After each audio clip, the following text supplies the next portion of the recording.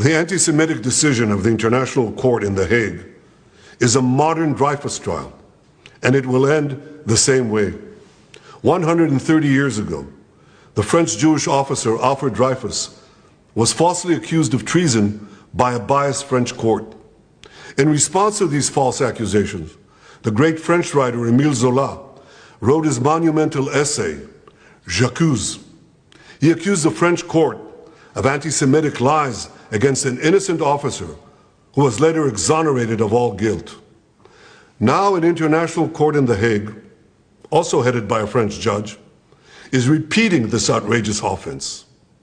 It is falsely accusing me, the democratically elected Prime Minister of the State of Israel, and Israel's former Defense Minister, Yoav Gallant, of deliberately targeting civilians. This when we do everything in our power to avoid civilian casualties. We issue millions of text messages, phone calls, leaflets to the citizens of Gaza to get them out of harm's way, while the Hamas terrorists do everything in their power to keep them in harm's way, including shooting them, using them as human shields. The court in The Hague accuses us of a deliberate policy of starvation. This when we've supplied Gaza with 700,000 tons of food to feed the people of Gaza. That's 3,200 calories for every man, woman, and child in Gaza. And these supplies are routinely looted by Hamas terrorists who deprive their people of much-needed food. Yet just in the last few weeks, Israel facilitated the vaccination of 97% of the people of Gaza against polio. This doesn't prevent the court of accusing us of genocide. What in God's name are they talking about in The Hague? The truth is simple. No war is more just than the war that Israel has been waging in Gaza after Hamas attacked us unprovoked, launching the worst massacre against the Jewish people since the Holocaust. The decision to issue an arrest warrant against me, the democratically elected Prime Minister of the State of Israel, and our former Defense Minister, was made by a rogue prosecutor who's trying to extricate himself from sexual harassment charges, and by biased judges who are motivated by anti-Semitic sentiments against the one and only Jewish state. These judges did nothing. They did nothing against the real war crimes committed against the millions who've been murdered or uprooted by the dictatorships in Iran, Syria, and Yemen.